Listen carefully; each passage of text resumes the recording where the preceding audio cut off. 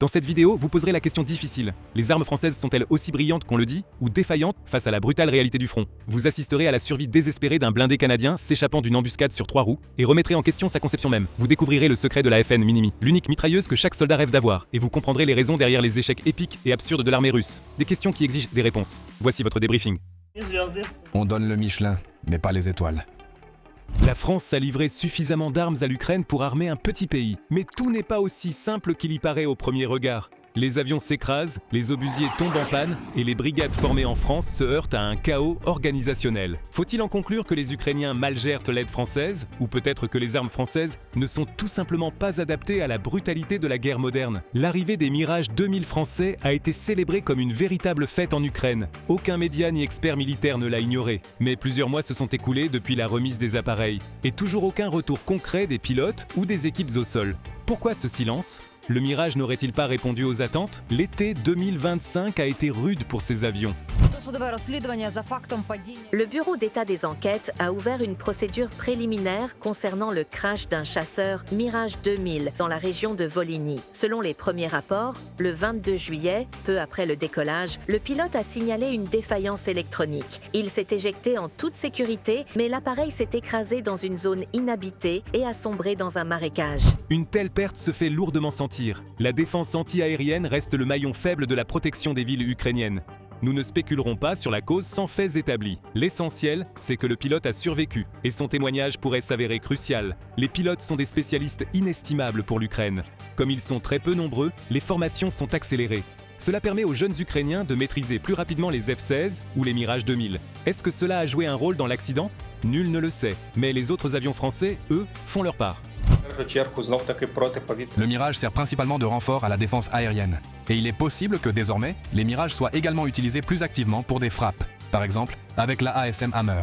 Ces appareils assurent efficacement l'interception des missiles et drones russes, tout en menant leurs propres frappes contre des cibles au sol. Cependant, dans le cadre d'engagement aérien, les Mirages ukrainiens se heurtent à certaines limites, notamment en raison de la configuration de leur armement missile. Malgré ces limites, il s'agit d'un chasseur hautement performant dont la présence en première ligne demeure indispensable. Et si les images publiques restent rares, cela tient davantage aux impératifs de confidentialité qu'à une quelconque faiblesse opérationnelle. La vérité est simple, comme pour tout roi, un avion de chasse n'est fort que par ses armes.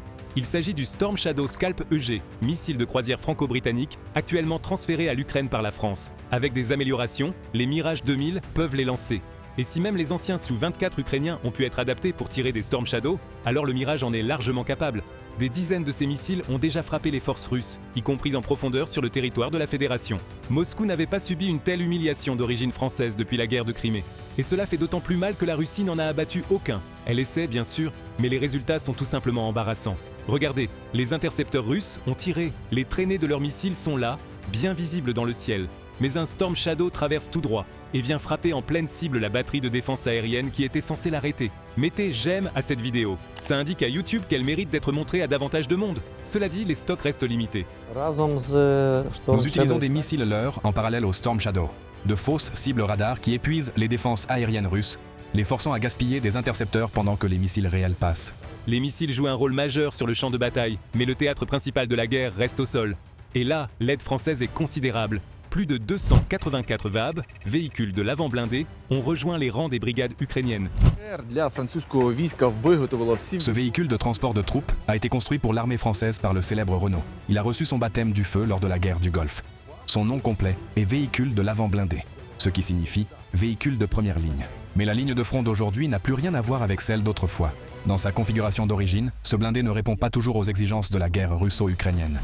Alors, que faut-il pour être à la hauteur de ces défis ? Rappelons-le, le VAB a été conçu à la fin des années 1960, à une époque où le monde observait la guerre du Vietnam, les conflits arabo-israéliens et les luttes d'indépendance en Afrique. À ce moment-là, la priorité était la mobilité, la modularité et la production de masse. Et le VAB remplissait parfaitement ces critères. Mais la guerre en Ukraine est différente. On l'appelle la Première Guerre mondiale des drones, et ce n'est pas pour rien. Aujourd'hui, ce qui compte avant tout, c'est la protection et la puissance de feu. Dans les conditions actuelles, le VAB est surtout utilisé pour la logistique, et il remplit très bien ce rôle. Alors il me demande, à quelle heure faut-il amener le VAB? Je lui ai dit, à 6h du matin, prépare-le. À 6h pile, il arrive, on charge les blessés à toute vitesse. On entasse tout à l'intérieur. Un drone était déjà en train de nous suivre. À la radio, j'entends « Freine !» Il freine. Et juste devant nous, Boum! Puis il réaccélère. Je crie « Vas-y, vas-y, pied au plancher !» Il me répond « J'ai perdu une roue, je ne peux plus diriger. » Je lui dis « On s'en fout, avance !» C'est comme ça qu'on a réussi à sortir jusqu'à la route ce jour-là. Et pour ne pas perdre tes roues en route, pense à t'abonner. Mais les conditions extrêmes en Ukraine mettent à rude épreuve la mobilité du VAB. Il a un peu peur de la boue. La puissance est suffisante, mais sur l'argile, il glisse beaucoup. Et s'il tombe dans une ornière, il est très difficile de l'en sortir. Surtout quand le blindé est en surcharge. Sa conception modulaire lui offre plus d'espace que les modèles soviétiques, mais l'équipement moderne est lourd, et cela se ressent sur un VAB âgé de 50 ans. Si les gars arrivent seulement avec de petits sacs d'assaut, on peut en mettre 8 à l'intérieur. Mais s'ils transportent des caisses de munitions et du matériel en plus, alors 10 soldats complètement équipés. Là, c'est vraiment serré. Malgré son âge, le VAB s'est adapté de manière surprenante. Les équipages ukrainiens ajoutent du blindage, installent des systèmes de guerre électroniques et font tout ce qu'il faut pour accomplir leur mission sans perte. Et les résultats parlent d'eux-mêmes. Depuis leur arrivée en Ukraine, environ 30 VAB ont été perdus, soit seulement 10% de la flotte totale. Les Ukrainiens savent se battre avec n'importe quoi. Abonnez-vous à la chaîne. Votre soutien nous permet de nous développer et de continuer à raconter ces histoires. Prenez l'obusier légendaire TRF-1. Pourquoi est-il légendaire ? Il a été conçu dans les années 1970 comme l'un des premiers obusiers semi-automatisés, où toutes les opérations ne devaient pas être effectuées manuellement. Et oui, les ingénieurs ont réussi. La France disposait d'environ 50 obusiers TRF-1 en stockage, et elle a remis à l'Ukraine les exemplaires les plus opérationnels. Cet obusier a un calibre légèrement supérieur, 155 mm. Cela implique un tube plus long, ce qui lui permet d'engager des cibles à environ 6 km de plus. Mais ce n'est pas sa caractéristique principale. Cet obusier est également doté d'un moteur. Il est autopropulsé. Autopropulsé ne signifie pas que vous n'avez pas besoin de le tracter. C'est néanmoins une pièce remorquée. Des véhicules de transport la rapprochent du front ou de la zone d'opération, mais à partir de là, elle peut se déplacer de courtes distances de façon autonome, pour prendre une position ou s'en repositionner. C'est là que s'arrêtent les avantages, et que commencent les maux de tête pour les techniciens d'artillerie.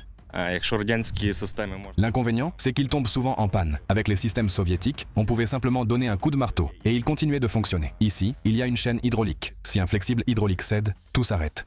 Au fil du temps, le principal avantage du TRF-1 est devenu son principal inconvénient. Il fut un pionnier parmi les pièces remorquées semi-automatisées, mais le vieillissement et des défauts de conception l'ont rattrapé. Maintenir ces obusiers en état de fonctionnement relève du travail de spécialistes.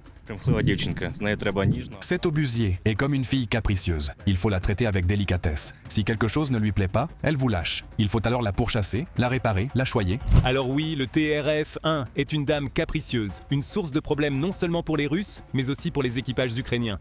Cela dit, compte tenu de ce qu'elle est, ses difficultés étaient prévisibles. Et l'essentiel, elle tire toujours. Mais s'il y a un type d'arme française dont les Ukrainiens ne se plaignent pas, ce sont les serpents. Quels serpents, demandez-vous ? Beaucoup d'entre vous l'ont déjà deviné. Le Crotale NG. Son nom se traduit littéralement par serpent à sonnette. Et à juste titre, c'est l'un des tout premiers systèmes de défense aérienne que la France a livré à l'Ukraine. Nous en fournirons également davantage. Des radars, des systèmes de missiles et les missiles eux-mêmes, afin de les protéger contre ces attaques. Et le système fait ses preuves. De la détection de la cible au tir du missile, il ne s'écoule que 6 secondes, aussi rapide qu'une attaque de serpent à sonnette. Tire!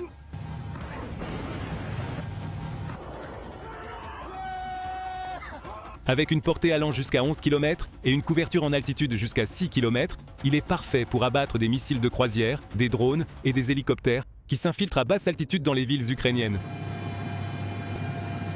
Cible détruite. Splash. Le seul inconvénient, les effectifs. L'Ukraine ne dispose que d'une poignée de lanceurs Crotale NG. Mais ce n'est pas une mesquinerie de la part de Paris. La France elle-même ne comptait qu'une vingtaine de lanceurs au début de l'an dernier. Aux côtés du Crotale, la France a également envoyé des Manpads Mistral, leur équivalent du Stinger, et le système franco-italien SAMP-T.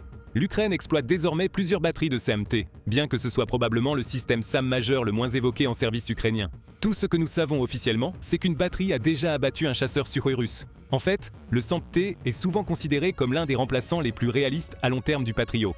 Mais il y a une chose que rien sur ce champ de bataille ne peut remplacer, les gens. La France a joué un rôle actif dans la formation des soldats ukrainiens. En réalité, elle a été le premier pays à mettre pleinement en œuvre le concept de brigade prête au déploiement. La 155e brigade mécanisée séparée, nommée en l'honneur d'Anne de Kiev, a été entièrement formée et équipée en France en tant qu'unité complète. C'est unique, car la cohésion et les compétences acquises pendant la formation se sont directement transmises au combat réel. Derrière vous se trouve le matériel. Le véhicule de combat blindé AMX-10 les obusiers automoteurs César, les véhicules blindés de transport de troupes. Tout cela sera fourni à leur brigade. En raison de problèmes survenus aux différentes étapes de constitution, la brigade a peiné au départ. Il y a eu des cas de désertion et une enquête officielle a même été ouverte pour des fautes de conduite. Malgré tout, la brigade combat aujourd'hui sur certaines des zones les plus difficiles de la ligne de front et espérons que ces premiers problèmes d'organisation appartiennent désormais au passé. Ce sont des hommes qui n'avaient absolument aucune expérience de combat. Ils ont tous été regroupés, personne ne savait quoi faire ni comment se battre. Et ils en étaient conscients. Ils avaient peur, car personne n'avait l'expérience. Beaucoup sont probablement partis pour cette raison. Mais quand je suis arrivé ici, je savais exactement dans quoi je m'engageais, que tout le monde partait de zéro. Malgré tout, je sentais que je devais être là, pour aider les gars à acquérir cette expérience de combat. Et je pense que chaque jour, nous progressons un peu plus. Ce n'est qu'une partie de l'histoire de l'aide française. Le rôle de l'Europe dans la fourniture d'armes à l'Ukraine ne fera que croître, tout comme la liste des systèmes livrés. Et nous continuerons à réaliser d'autres vidéos à leur sujet. Oui, de nombreux systèmes français plus anciens nécessitent des modernisations intelligentes et une maintenance constante. Mais les Ukrainiens s'y sont adaptés, et les armes françaises font leur preuve dans la réalité brutale de la guerre russo-ukrainienne. Quel sujet devrions-nous aborder ensuite? Laissez vos idées dans les commentaires. Nous choisirons parmi celles qui auront reçu le plus de mentions « j'aime ». Je suis le seul qui reste. Nous étions 15, 14, il n'y a plus. La plupart des volontaires de l'OTAN avaient une expérience de combat dans des endroits comme l'Afghanistan ou l'Irak, mais cela ne vous prépare pas à l'Ukraine. Cette année, j'ai eu l'impression que nous étions les talibans ici. L'ennemi a tout. Nous avons très peu. Les choses d'armes sont plus équilibrées maintenant, mais quand même, ce n'est rien de comparable. Après la Seconde Guerre mondiale, des générations entières de soldats de l'OTAN se sont entraînés pour une guerre potentielle contre la Russie en Europe. Aujourd'hui, plus de 70 ans plus tard, ce jour est arrivé. Mais voici le paradoxe, ils ne se battent pas dans leur propre ville, ils sont en Ukraine, un pays qui mène cette guerre depuis 11 ans. Et la grande question est, les soldats les plus expérimentés du monde étaient-ils vraiment prêts pour cela? Aujourd'hui, des volontaires de l'OTAN racontent la vérité brutale sur les combats contre les Russes. Quand la Russie a attaqué l'Ukraine, elle a prouvé une chose, les frontières d'un pays européen souverain ne signifient rien pour elle, et les volontaires étrangers le comprennent parfaitement. La Pologne sera la prochaine, ou quelqu'un d'autre. Au final, les Russes viendront nous chercher tous. Ils viendront partout, et ce sera la fin. À moins que l'Europe ne se réveille. Que pouvons-nous faire? Nous combattons. Regardez-nous, nous avons tout. Une vraie expérience, de vrais combats. L'armée polonaise n'a pas cela. Mettez j'aime pour soutenir cette chaîne. Cela nous aide à nous développer et à vous apporter plus d'histoire du front. Selon l'Institute for the Study of War, basé aux États-Unis, 67% des Russes soutiennent toujours la guerre en Ukraine. Alors, même si Poutine partait, est-ce que quelque chose changerait vraiment? On ne peut pas faire confiance aux Russes. Même si Poutine disparaît, ils doivent changer toute leur mentalité. En ce moment, ils sont comme des zombies. Et le pire, c'est qu'en avançant, ils ne se contentent pas de combattre des soldats. Ils détruisent des villages et des villes entières, uniquement pour hisser leur drapeau sur des ruines. Ils tuent des innocents, ils attaquent des villages, pas des cibles militaires, juste des villages, comme vous l'avez vu vous-même. Alors oui, ils doivent être rayés de cette terre. Les propagandistes russes adorent dire que la Russie veut la paix, pas la guerre, et que c'est pourquoi le monde devrait entamer des négociations selon leurs conditions. Mais il est difficile de les croire quand on a vu les ruines d'Avdivka, de Bakhmut ou de Mariupol. Pouvez-vous vraiment faire confiance à quelqu'un qui est venu pour tuer? Ce soldat a appris à la dure que les promesses russes ne valent pas le papier sur lequel elles sont écrites. La Russie a promis des cessez-le-feu et des couloirs humanitaires plus d'une fois. Et à chaque fois, ils s'en sont servis pour tuer des soldats ukrainiens. Personnellement, je ne crois pas à un seul mot qui sort de la Russie. La plupart des volontaires de l'OTAN arrivent en Ukraine avec une formation solide et une réelle expérience du combat. Ils ne sont pas là pour l'argent, mais pour arrêter les Russes avant que la guerre de Poutine n'atteigne leur propre pays. J'étais déjà allé en Afghanistan 2 fois. Alors je me suis demandé, qui suis-je pour rester assis chez moi pendant que l'Ukraine défend toute l'Europe ici? Mieux vaut se battre ici et maintenant que plus tard chez soi. Les compétences de ce soldat importera plus que jamais. L'invasion russe a laissé plus de 144 000 km² de terre contaminée par des explosifs. Imaginez des enfants ou leurs parents marchant accidentellement sur une mine. C'est ce qu'il est là pour empêcher. J'étais dans le NEDEX, la neutralisation des explosifs et des munitions. En gros, un sapeur. J'ai fait ça en 2010 et 2012. 2 missions, 6 mois chacune. Abonnez-vous à la chaîne pour en apprendre davantage sur la guerre moderne, la technologie occidentale et des histoires brutes directement du front. Certains volontaires sont jeunes, vraiment très jeunes. Ils viennent apprendre à se battre pour que si un jour la guerre arrive dans leur pays, ils soient prêts à se lever et à le défendre. J'ai commencé à penser à venir en Ukraine quand j'avais 17 ans. J'ai obtenu mon diplôme de fin d'études secondaires. J'ai eu 18 ans et 4 jours plus tard, j'étais dans un bus pour l'Ukraine. Et me voilà. Pour empêcher de nouveaux volontaires de l'OTAN de rejoindre l'Ukraine, la Russie a lancé une campagne d'information massive, truffée de mensonges. Elle diffuse de fausses histoires sur le manque d'entraînement, la corruption et le manque d'équipement au sein de l'armée ukrainienne. Et parfois, même les familles des volontaires y croient. Mes parents croyaient qu'une fois l'entraînement terminé, on m'envoie au front avec juste un AK et 10 balles. Mais ils n'ont jamais vu le genre d'entraînement que nous suivons réellement.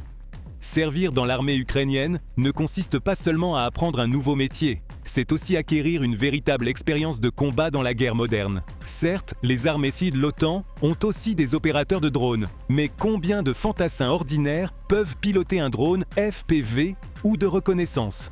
En Ukraine, chaque brigade a ses propres ailes dans le ciel, et il existe même des régiments de drones à part entière.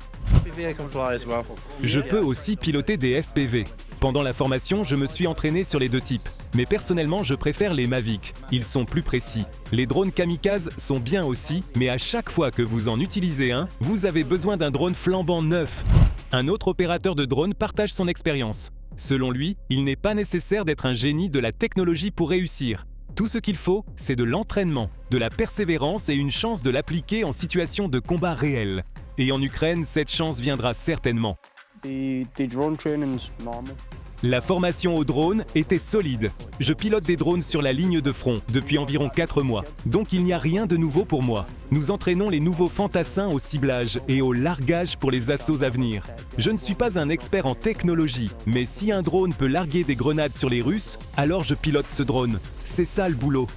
Cette jeune femme a servi dans l'armée tchèque. Mais quand son président ne l'a pas autorisée à être officiellement déployée en Ukraine, puisqu'elle était encore dans les réserves, elle est venue quand même. Et maintenant, elle pilote de lourds drones d'attaque. Honnêtement, mon travail est plutôt sûr maintenant. Parfois, c'est un peu ennuyeux, car j'avais l'habitude de partir en mission d'évacuation médicale. Mais d'un autre côté, je suis vraiment contente d'avoir ce travail. Je ne veux pas que mes parents me voient à l'hôpital. Ou pire, elle a commencé en Ukraine comme secouriste. Maintenant, elle pilote des drones de nuit et largue des cadeaux sur les Russes. Aurait-elle pu acquérir ce genre d'expérience en s'entraînant simplement sur des champs de tir tchèques ? Je ne crois pas. Nous détruisons des chars, des véhicules de combat d'infanterie, des pick-up russes, environ 12 gars entassés dans un seul camion. Je ne sais même pas comment ils font pour tenir là-dedans. On frappe leur infanterie, leurs véhicules blindés, leurs bunkers, tout ce que vous voulez. Elle est maintenant formée pour détruire des véhicules en utilisant des ogives cumulatives, larguées par des drones la nuit à longue distance. Nous avons des roquettes RPG et des obus HEAT, c'est notre armement de prédilection. Tous sont cumulatifs, vraiment efficaces. Et quand elle doit viser des troupes ennemies ou faire sauter des bunkers. Si ce sont des fantassins russes, les obus à fragmentation sont meilleurs. Ils se dispersent bien à travers les lignes d'arbres. Mais si c'est un véhicule ou une structure quelconque, je choisis un obus HEAT. Une autre responsabilité cruciale des opérateurs de drones est de soutenir leurs camarades. Parfois, ils sont postés dans des zones où il est impossible de livrer ne serait-ce que des armes ou de la nourriture. Dans ces moments-là, la seule chose sur laquelle on peut compter, c'est la technologie. Nous faisons aussi des largages humanitaires. Si les gars sur la position ont besoin de quelque chose, nous le leur larguons. De nombreux volontaires étrangers contribuent, tant sur les lignes de front qu'en arrière. Leurs connaissances et compétences constituent l'une des meilleures armes dont dispose l'Ukraine. À Kiev, nous formons constamment des civils. Nous les préparons au pire scénario. Comment survivre, comment tirer, comment prodiguer les soins médicaux. Mais toute théorie reste inutile tant qu'elle n'est pas mise en pratique. Ce soldat s'est entraîné avec l'armée albanaise, mais a vécu son premier tir ennemi en Ukraine. J'ai été pris sous le feu à l'aéroport de Hostomel. Nous avons été les premiers à être touchés par les Russes ce jour-là. J'ai frôlé la mort de quelques centimètres 5 ou 6 fois. J'ai vu des balles passer à 30 mm de nous. Beaucoup de gens sont morts ce jour-là. J'aurais pu en faire partie. Cette guerre a prouvé qu'un soldat bien entraîné vaut 10 soldats inexpérimentés. Mais pour mener à bien des missions, il faut plus qu'une solide expérience. Il faut aussi suffisamment d'équipements et de munitions. Malheureusement, malgré tous les efforts pour produire du matériel localement, l'Ukraine ne peut toujours pas rivaliser avec l'ampleur de la production russe. Ainsi, au lieu de véhicules blindés, ils doivent souvent se contenter de ce qu'ils trouvent. Ce qui est, ça a été assez difficile parfois. Principalement à cause du fait que nous devons utiliser des véhicules civils. Ce qui est un peu un point de frustration pour moi. Devoir utiliser des véhicules civils. Il y a un autre problème, l'approvisionnement en munitions. Les capacités de production de l'OTAN et de l'Ukraine ne dépassent toujours pas celles de la Russie. C'est pourquoi les responsables ukrainiens doivent rassembler des munitions venant du monde entier. Et parfois, la qualité laisse beaucoup à désirer. Pareil pour l'état des munitions, et devoir utiliser des stocks ex-soviétiques des années 1970. Si l'OTAN pouvait trouver un moyen d'accélérer la livraison des munitions, nous pourrions les recevoir plus rapidement sur le terrain et sauver de nombreuses vies. En raison des problèmes d'approvisionnement, le groupe de César doit souvent rester sous un feu ennemi intense sans pouvoir riposter. En raison du manque de munitions auquel nous faisons face, nous aimerions pouvoir tirer quand nous le voulons. Je sais que nous devons soutenir d'autres compagnies ou d'autres bataillons, mais pour chaque 100 obus que les Russes nous lancent, nous pouvons peut-être en renvoyer 10. Pour comparaison, voici le type de puissance de feu que son équipe utilisait lors de conflits passés, lorsque des volontaires britanniques pouvaient vraiment pilonner les positions ennemies. À l'époque où j'étais dans le régiment de parachutistes, vous receviez une mission de tir et vous aviez 4 tubes de mortier tirant tous en même temps, consommant peut-être 40 à 50 obus par tube en un seul tir. Dans cette guerre, des personnes prêtes à se battre non seulement pour la liberté de l'Ukraine, mais aussi pour tous les pays victimes d'une agression non provoquée, meurent simplement par manque de munitions. Car être un guerrier, c'est protéger les plus vulnérables. Et en ce moment, nous tirons moins de 10 obus par tir, ce qui, c'est vraiment honteux, parce qu'il y a des gars là-bas que nous couvrons, et nous ne pouvons tout simplement pas leur fournir la protection adéquate dont ils ont besoin. Et c'est déchirant. Nous espérons que cela changera bientôt. Si l'Ukraine et ses alliés parviennent à augmenter la production de munitions et d'équipements, il reste encore une réelle chance d'arrêter la Russie et de l'empêcher de tourner ses regards vers l'OTAN. Pour l'instant, la guerre en Ukraine est une rare opportunité pour les volontaires étrangers d'acquérir une véritable expérience de combat, et non des exercices simulés sur des terrains d'entraînement sécurisés. Alors, quelles sont les compétences les plus précieuses que les volontaires occidentaux peuvent acquérir en Ukraine? Piloter des drones? Prendre d'assaut des lignes de tranchées, le combat urbain? Partagez vos avis dans les commentaires. Oh là là, ce conducteur mérite le premier rôle dans un nouveau Fast and Furious. Rapide et dangereux. Drift dans le Donbass. Le Rochelle sénateur canadien a encaissé un coup direct de drone FPV et a quand même réussi à s'extirper de l'enfer sur seulement 3 roues. Même les opérateurs de drones russes ne s'attendaient pas à ce rebondissement. Mais le blindage de cette bête d'acier est-il vraiment aussi solide? Un soldat en doute? Ici, vous pouvez voir qu'un éclat est passé sous le blindage, a traversé 2 radiateurs, et seul le 3e l'a arrêté. L'éclat a coincé. À mon avis, je ne comprends pas pourquoi ces nervures se sont orientées vers le bas. La plupart des éclats arrivent comme ça, et tout passe directement au travers. Aujourd'hui, vous allez entendre la vérité sur le fait de savoir si le géant canadien a plus de points forts ou de points faibles. Des soldats et des forces spéciales qui l'ont personnellement amélioré révèlent tout. Et restez avec nous, car à la fin, nous avons une surprise. Une histoire incroyable de la rencontre entre un Rochelle Senator et un canon automoteur russe. Comme dirait Dominique, ce dérapage que vous avez vu au début n'était pas une cascade spectaculaire. C'était une question de survie. Pour que le véhicule puisse sortir d'un secteur où tout explose comme dans le dernier Battlefield, les concepteurs ont intégré un système automatique de blocage des roues. Comment ça marche? L'équipage explique. Cet interrupteur sert au verrouillage automatique. Soit il reste bloqué, soit, si une roue commence à patiner, le verrouillage s'active, ou bien vous pouvez l'enclencher vous-même, manuellement. Ce taureau d'acier enragé pèse presque 9 tonnes. Pour foncer dans les flammes du champ de bataille, il lui faut un système de suspension fiable. A-t-il tenu le coup? Nous l'utilisons depuis presque 1 an, dans des conditions extrêmes. Aucune plainte concernant le châssis. On peut noter qu'il y a de bons ressorts à l'avant. À l'arrière, nous avons des lames de ressort. La partie à lame est assez solide. Je dirais même très solide. Par exemple, si l'avant roule en douceur, l'arrière est déjà plus rigide. Mais les roues sont le talon d'Achille. Sur des routes criblées de cratères et sous une pluie constante d'éclats, les équipages risquent de perdre leur mobilité en quelques secondes. La seule chose que nous avons dû réparer pendant tout ce temps, ce sont les pneus. L'environnement était brutal, débris, routes abîmées. Les pneus se font constamment crever. Avant de continuer, Merci de liker cette vidéo. Aidez les algorithmes à remarquer notre chaîne. Les roues de secours sont indispensables, mais que faire si vous ne pouvez même pas vous arrêter parce que les drones russes vous attaquent comme des piranhas? La réponse se trouve dans les pneus eux-mêmes. Ce véhicule est équipé de pneus Run Flat. Même si vous crevez une roue, vous pouvez toujours sortir de la zone de combat pour rejoindre un endroit sûr et réparer ensuite. Ça semble bien, mais voici la déception. Son cousin américain, le Max Pro, possède la vision nocturne et un système automatique de gonflage des pneus. Deux véritables bouées de sauvetage pour les troupes ukrainiennes. Le Rochelle Senator peut-il se vanter de la même chose? Non, malheureusement, il n'y a pas de vision nocturne ici. Et nous n'avons pas de système de gonflage des pneus, ce qui est vraiment nécessaire. À la place, il s'appuie sur de puissants phares. Mais conduire avec les phares allumés en première ligne, c'est comme se jeter directement dans la gueule d'un dinosaure. Vous vous exposez pratiquement à vous faire écraser. Ce sont des phares LED avec lentilles, pour feux de route et feux de croisement. Mais honnêtement, nous ne les utilisons pas du tout. La nuit, nous les allumons presque jamais. Ainsi, ces phares sophistiqués ne servent qu'à l'arrière, là où aucun Lancet ni FPV ne se rendra jamais. Vous vous demandez sûrement comment ils font pour déplacer cette bête dans l'obscurité. Ils doivent forcément finir par se retrouver au mauvais endroit tout le temps. Voici la réponse directement du front.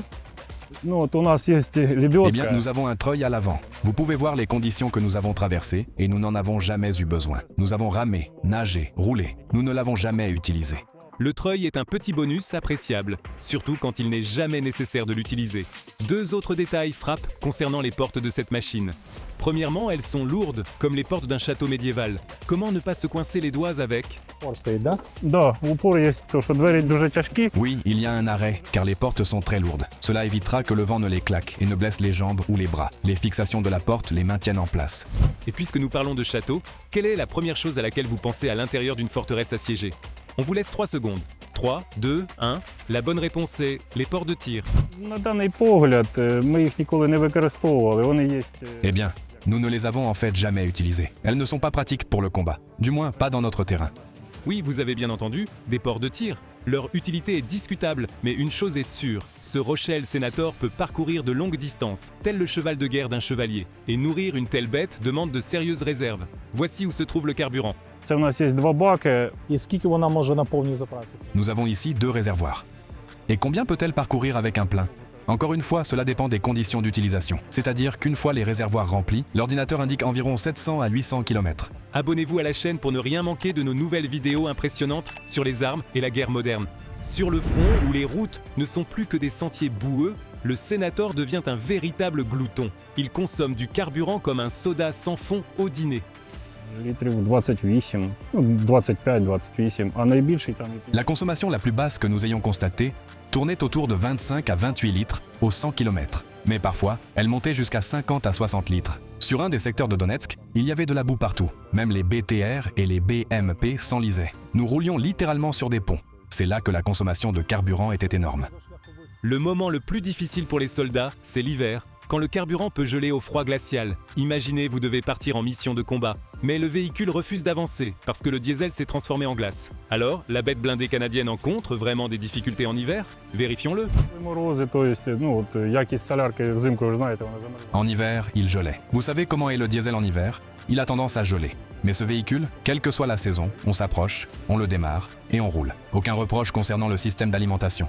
Et maintenant, la star du spectacle, le cœur du Rochelle Senator qui pompe le carburant pour que cette bête puisse avaler des distances folles. Vous devinez ce que c'est? C'est un moteur Ford F550, 6,7 litres. Si je ne me trompe pas, environ 450 chevaux. Je dirais ceci, il n'y a jamais eu un seul instant où il n'a pas réussi à nous tirer d'affaire. Mais ce moteur a sa propre personnalité. C'est comme un animal sauvage. Il faut d'abord le dompter, puis il devient votre meilleur ami. Les Ukrainiens parviendront-ils à trouver la clé de son cœur? Boîte automatique à 9 vitesses de ZF. Elle est très fiable, dispose d'une transmission intégrale, mais elle est très particulière à manier. Disons qu'elle a du caractère. Elle ne se laisse pas dompter par n'importe quel conducteur. Il faut apprendre à la connaître. Cette prochaine partie fera plaisir à tous les fans de Pimp My Ride, car avant que le Senator ne parte au combat, les Ukrainiens ont dû le transformer en poste de commandement mobile. Le jeu en valait-il la chandelle? Il est équipé de Starlink pour l'Internet. Des radios sont installées, ainsi que la téléphonie IP. Chacun dispose d'un écran. 4 personnes peuvent travailler à l'intérieur en même temps. Chacune à son poste. Même la nuit, l'équipage a de la lumière. Mais en mode obscurcissement, de l'extérieur, on ne voit absolument rien. Mais l'effort le plus considérable est venu des médecins qui ont transformé le Rochelle Senator en véhicule d'évacuation médicale pour les forces spéciales.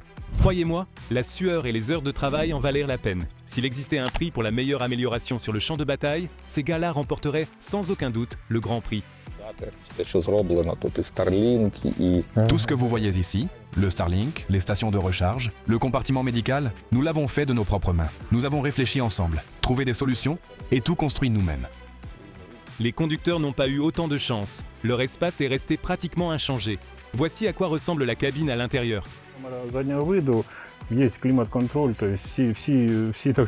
Caméra de recul installée, climatisation. Tous les avantages de ce véhicule sont là. Il est blindé, toujours chauffé. Des points de recharge supplémentaires. Ici, on coupe les signaux sonores. Ici, on éteint complètement l'éclairage. Le projecteur au-dessus, on le contrôle juste ici avec la main droite. Il est beaucoup plus minimaliste que les autres monstres blindés occidentaux. Un véritable triomphe du minimalisme. Mais les conducteurs ne manquent certainement pas d'aventure. Lors d'une sortie, des éclats ont directement frappé le pare-brise. Voici comment cela s'est passé. Des éclats ont frappé le pare-brise ici et là, et il a tenu. Il a tenu l'impact. Le véhicule a survécu, l'équipage a survécu. À quelle distance a eu lieu l'explosion? Environ 5 mètres. Les spectateurs les plus attentifs se souviendront que nous avions promis de raconter l'histoire du duel entre le Rochelle Senator et un canon automoteur russe. Eh bien la voici. C'était comme une nouvelle vie pour les forces spéciales ukrainiennes. Pourquoi? Laissez-moi vous expliquer cela par l'un des soldats. Le canon automoteur ennemi ne laissait rien approcher de plus d'1 mètre. Un autre groupe ne pouvait pas avancer et le nôtre ne pouvait pas sortir. Les gars ont pris le risque et ont décidé de percer. Ils savaient que la zone était ciblée et que les chances de survie étaient de 50 sur 50. Et ce maudit canon automoteur a tiré. La première chose que j'ai entendue en reprenant mes esprits, c'est le sifflement de mon pneu avant gauche qui se dégonflait. Maintenant, imaginez être coincé sur une route déjà prise pour cible. C'est comme essayer de se protéger d'une tempête d'éclats avec un parapluie. Dans un tel moment, il semble impossible de survivre sans l'intervention d'une force supérieure. L'onde de choc nous a projetés hors de la route, le volant a tourné tout seul et nous avons fini dans le fossé. C'était l'un de ces moments où chaque seconde semble pouvoir être tranchée au couteau. Vous êtes là, immobile, et il suffit d'une seule seconde, et le tir suivant pourrait être précis au millimètre. S'il y avait eu un impact direct, ce serait le dernier jour de l'équipage. Mais les obus ont explosé à proximité, le blindage a tenu et les hommes ont réussi à reprendre le contrôle. On entend le soulagement dans la voix de ce soldat. C'était probablement mon 2e ou mon 3e anniversaire. Cette machine nous a sauvés. Elle a sauvé l'équipage et les blessés que nous transportions. Elle a encaissé le coup à notre place. Le Rochelle Senator n'est pas parfait, mais c'est l'un des véhicules blindés occidentaux les plus répandus au sein de l'armée ukrainienne. Ces machines ont été des bouées de sauvetage pour les unités d'infanterie dès leur arrivée sur le front. Les soldats sont vraiment reconnaissants envers le véhicule et envers les partenaires qui les ont livrés. Sans cette machine, ça aurait été vraiment difficile. Terriblement difficile. Mais dès que nous avons commencé à l'utiliser à l'automne, quand les pluies sont arrivées, elle nous a tiré d'affaire encore et encore. Nous l'avons utilisée dans 2 ou 3 directions, et elle nous a sauvés tellement de fois. Voulez-vous que nous comparions le Rochelle Senator à ses cousins occidentaux ou à ses rivaux russes dans l'une de nos prochaines vidéos? Peut-être l'Iveco LMV italien, le Kirpi turc ou même le Tigre russe? Partagez votre choix dans les commentaires ou proposez votre propre idée. Bam bam bam bam bam bam bam bam. Bienvenue, c'est l'émission C'est quoi ce canon sur la chaîne télévisée Armée TV.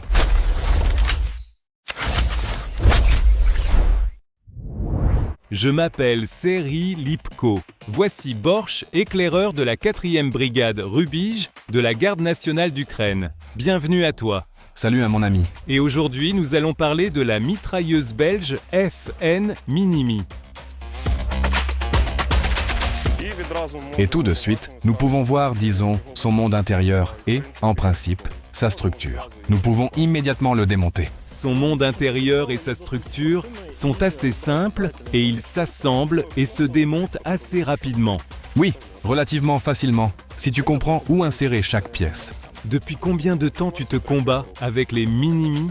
Depuis 2023.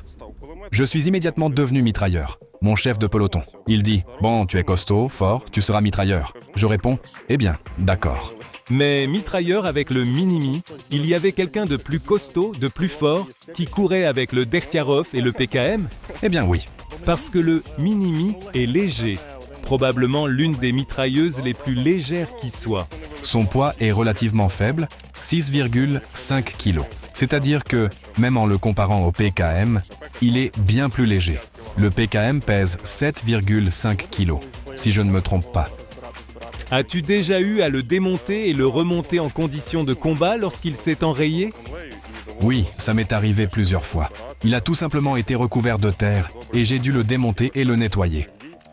Mais heureusement, il n'y a pas eu d'assauts importants dirigés contre nous. Donc il y a eu des cas. Et c'est une arme plutôt correcte quand on la soigne. Une bonne arme. Il y a certains défauts, mais chaque arme en a. Nous allons maintenant littéralement suivre le court laps de temps nécessaire pour le remonter, depuis le moment où il est complètement démonté jusqu'au premier tir.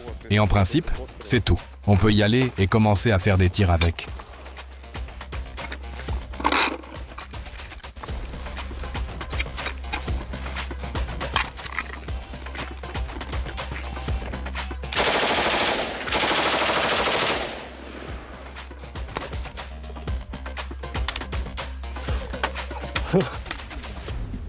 Une mitrailleuse. Ah, on l'a déchargée. Tu as tiré sans écouteurs? Oui, Apparemment, c'est un sacré risque pour tes oreilles.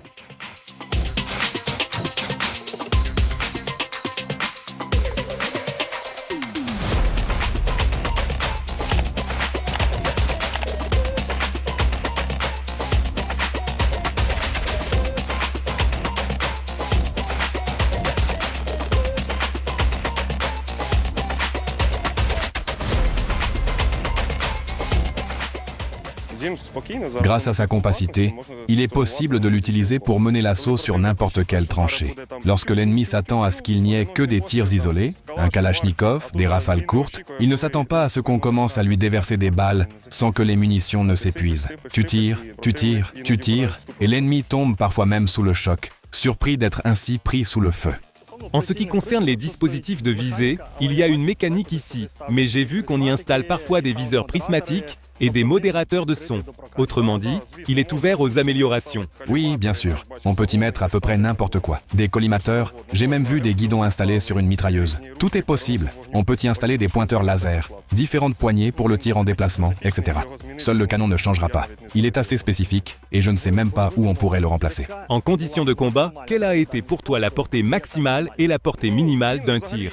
Sa distance de travail est généralement de 600 mètres. Bien sûr, la balle peut parcourir une distance bien plus importante tout en conservant sa puissance de pénétration. Mais tirer à longue distance avec du 5,56 et plus précisément avec cette mitrailleuse n'est pas pratique. C'est plutôt une arme pour les positions fixes. Le PKM, le Browning et d'autres armes du même type sont plus adaptés à cet usage. 6,5 kg, c'est le poids de la mitrailleuse seule ou avec la boîte de munitions? Non, c'est sans la boîte de munitions. Sans la boîte de munitions? Sans la boîte de munitions. Quel type de boîte de munitions y a-t-il? Celle-ci, la petite? Celle-ci contient 200 cartouches. En principe, il y en a pour 100, pour 200. Et il existe aussi certaines modifications de boîtes en tissu. Elles sont petites et peuvent contenir 100 munitions également. On peut le regarder maintenant et le démonter? Tiens. La boîte est à usage unique. Quand tu tires, dois-tu t'en rendre compte? Non. Il n'est pas nécessaire de chercher cette bande, de récupérer quelque chose quelque part, ou de chercher cette boîte. Parce que, oh là là, ce n'est pas permis. Il faudrait la comptabiliser. Je sais que sa particularité est que, en plus de l'alimentation par boîte de munitions, tu peux aussi y insérer un chargeur classique. Oui, bien sûr. Théoriquement, comment est-ce conçu? Tes munitions sont épuisées, toutes, et tu passes alors sur tes propres chargeurs. Et c'est, je ne sais pas, une arme de dernier recours, de dernier espoir? Eh bien, plus ou moins, c'est exactement ça. Mais dans ses caractéristiques techniques, il est indiqué qu'il faut utiliser les chargeurs assez rarement, parce qu'il arrive parfois qu'il y ait un enrayage, dû au fait que le ressort pousse les munitions, et une cartouche peut se coincer. Ou disons, 2 cartouches peuvent se retrouver dans une même partie. Regarde-nous, où est-ce qu'elles se mettent? On met le chargeur. Où va-t-il? Ici, c'est ça. On ne peut pas insérer le chargeur tant que la boîte est en place. Non, non. Autrement dit, ce n'est qu'une question d'esthétique d'avoir deux alimentations. En tant que mélangeur, cela ne fonctionne pas. Non, non, non. Regarde, si dans le manuel des caractéristiques techniques, il est écrit qu'en dernier recours, on utilise le chargeur, alors c'est comme le dernier espoir, quand tout est épuisé. Et quand est-ce que Armée TV tourne un reportage sur le Minimi? Eh bien, plus ou moins. C'est exactement ça, oui. Alors, tirons maintenant avec le chargeur. Voyons ce que ça donne. Oui, allons-y, essayons. On débranche la boîte. Ici, vous ne verrez peut-être pas, mais il y a un verrou spécial. Et voilà, on connecte le chargeur. On recharge. Les anneaux. Eh bien, je fais à l'ancienne. Et en principe, on peut commencer à tirer.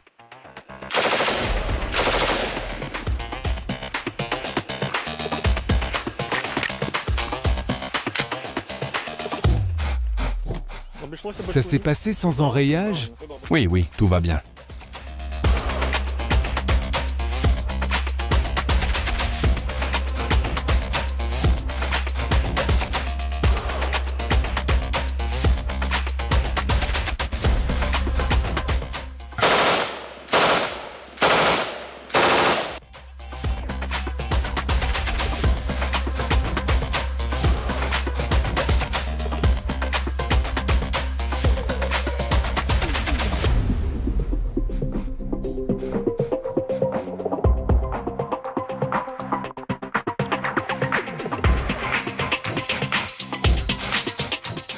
Pour le transporter.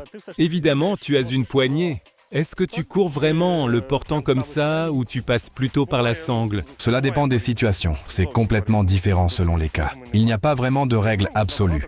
Avec la sangle, c'est évidemment bien plus pratique. On peut le porter plus longtemps, parce qu'à une seule main, on ne peut pas le tenir longtemps. Tu passes donc la sangle. Le canon peut d'ailleurs se plier ainsi pour réduire au minimum l'encombrement. On ne peut pas faire plus petit. La distance de l'arme est minimale, et voilà. Et on peut, en principe, travailler avec. En plus de tout ça, j'ai souvent vu surtout une poignée pour le tir en déplacement ici. Et il me semble que c'est plus pratique avec elle. Est-ce confortable de travailler justement avec les bipieds quand tu te cales dedans? Moi, au contraire, par exemple, je préfère travailler avec les bipieds. Pourquoi avec les bipieds? Si je pouvais prendre ailleurs, je le ferais aussi. Pourquoi comme ça, précisément? Pour mieux contrôler l'arme. Tu contrôles mieux le recul, même s'il est petit, il est quand même présent, il n'a pas disparu. Donc, en principe, j'essaie de garder le bras tendu le plus longtemps possible et de le maintenir précisément sur les bipieds.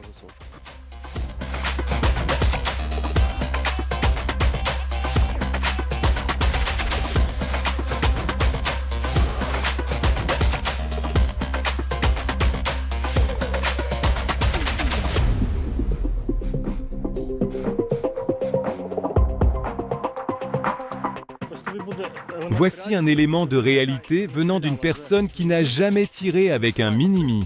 On ouvre le capot. Traditionnellement, n'est-ce pas? Logiquement, il se charge comme... Voilà, je sens à peu près comment. Tu as inséré la bande. Voilà. Ferme-le. C'est le plus lourd. Il faut le prendre en main. Maintenant, on le pousse complètement, c'est bien ça? Bien sûr. Je lâche la culasse ou pas? Tu accompagnes. Si tu ne tiens pas la culasse, cette poignée peut s'envoler à 100 mètres dès le premier tir. Waouh, c'est important de le souligner. Ce n'est pas un AK. En principe, sur toutes les mitrailleuses, il faut pousser complètement la culasse. Et celle-ci aussi en fait partie. Je vois que le cran de sécurité est déjà retiré. Oui, tu peux déjà tirer. Spécificité du cran de sécurité, bien sûr. Si vous êtes gaucher, ça doit toujours être inconfortable. Cette petite pièce gênera toujours votre doigt. Pour l'instant, il est sur le cran de sécurité pour les droitiers. Quand tu es gaucher, cette pièce va te dépasser. Eh bien, c'est le lot des gauchers. Mais dans Counter-Strike, on dit que les gauchers sont les meilleurs tireurs. Peut-être. Comme ça, tu dépasses? Oui, oui, essaie.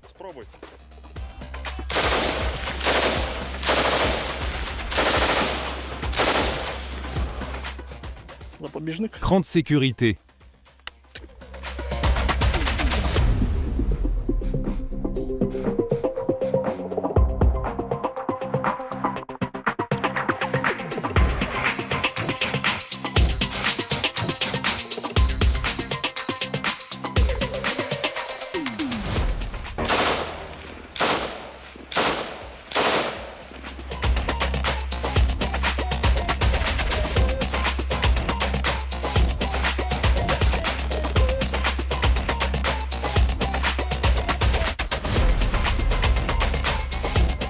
Le défaut quand on est gaucher, c'est que tu vois où les douilles sont éjectées. Elles sont éjectées avec force. Elles frappent directement ici, dans la main. Bien sûr, si tu es gaucher, tu peux tirer, mais pour comprendre comment fonctionne l'arme, même l'éjection des douilles est élémentaire. Donc tu tiens la main ici, tu tires, les douilles sortent, et même à travers les vêtements, elles laissent ce genre de traces. Mais en pratique, tu disais que généralement, on ne laisse pas un gaucher utiliser la mitrailleuse. On ne te donnera pas cette mitrailleuse parce que ce serait extrêmement inconfortable pour toi. Tu ne pourrais même pas mettre le cran de sécurité correctement. Et pour cette raison, on ne te la donnera probablement pas, mais il y a toujours des exceptions. Les droitiers sont plus à l'aise à ce niveau.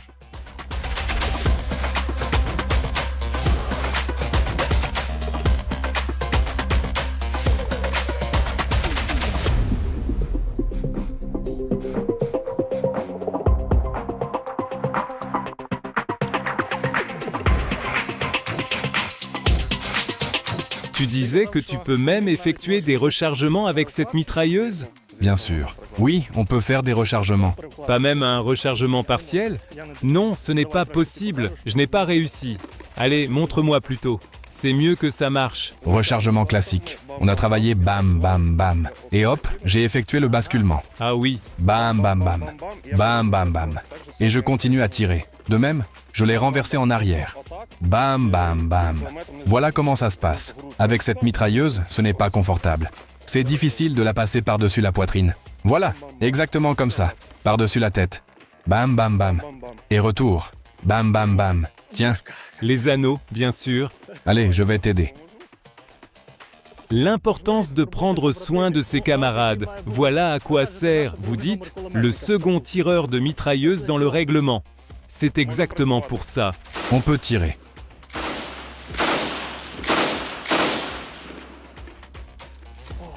Oh, je pourrais tirer comme ça toute ma vie.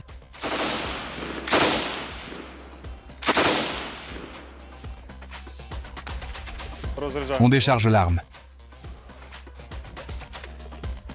C'est pour ici. Tir de contrôle. Voilà, l'arme est déchargée. Et alors, quelles sont tes impressions? Écoute, eh bien, c'est une attraction vraiment géniale quand tu es animateur de télévision militaire et qu'à côté de toi se tient une personne qui... Tiens, on ajuste les anneaux, on te passe la bande.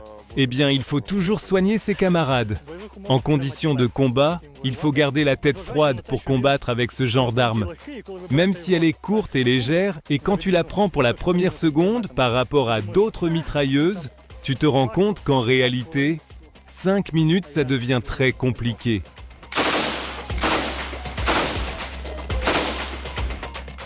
Qu'en est-il pour les mitrailleurs en général? Quels exercices faut-il faire? Quelle est la plus importante préparation physique? Le cardio ou la musculation spécifiquement pour un mitrailleur? Il faut faire à la fois du cardio, de la musculation et des exercices d'endurance.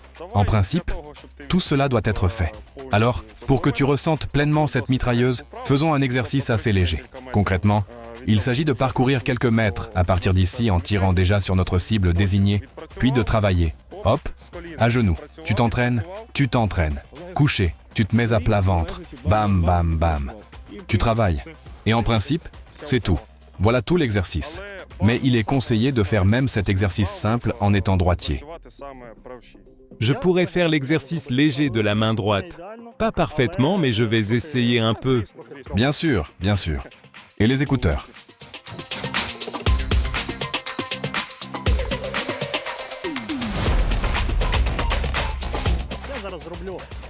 Je vais maintenant faire quelques tirs en mouvement, passer au genou droit, puis tirer à plat ventre. Ça semble très simple. Et si je peux le faire de la main droite, toi, cher spectateur, peux le faire très facilement. On y va. Genoux.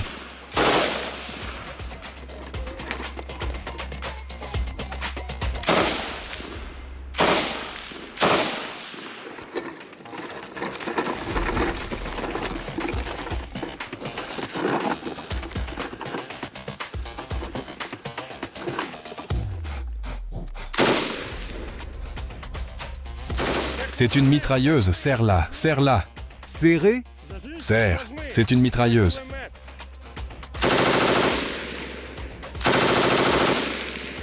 C'est une mitrailleuse. Continue à travailler.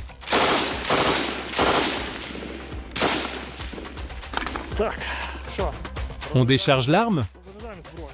On décharge l'arme. Non, désolé, il ne faut pas lâcher ce truc. Un détail important. Il faut absolument jeter les restes de bande, car la prochaine fois que tu rechargeras, il pourrait tomber quelque part où tu n'as pas besoin. Un détail important. C'est bon maintenant, ou faut-il recommencer une fois de plus? Juste au cas où, encore une fois. Voilà. Nous nous sommes pleinement assurés que l'arme est déchargée. Écoute, eh bien je me suis pleinement convaincu que c'est une arme surpuissante, avant tout entre les mains d'un mitrailleur expérimenté, d'un éclaireur qualifié. Merci de nous avoir un peu ouvert la porte, de nous avoir laissé jouer avec. Je sais que c'est du sérieux. Des gars expérimentés accomplissent avec elle des missions sérieuses, pour lesquelles, entre autres, je te remercie. Et pour le temps que tu nous as consacré. Et pour ton service, bien sûr, Monsieur Borch. Merci. Le FN Minimi est une mitrailleuse légère de calibre 5,56 sur 45 fabriquée en Belgique. C'est l'une des mitrailleuses légères les plus répandues dans le monde. Elle est en service dans au moins 45 armées.